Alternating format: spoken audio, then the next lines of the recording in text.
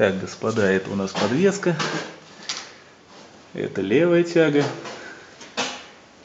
рулевая, это правая, вид сзади.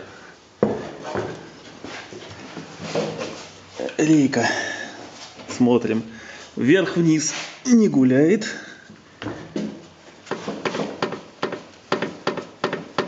Вперед-назад гуляет.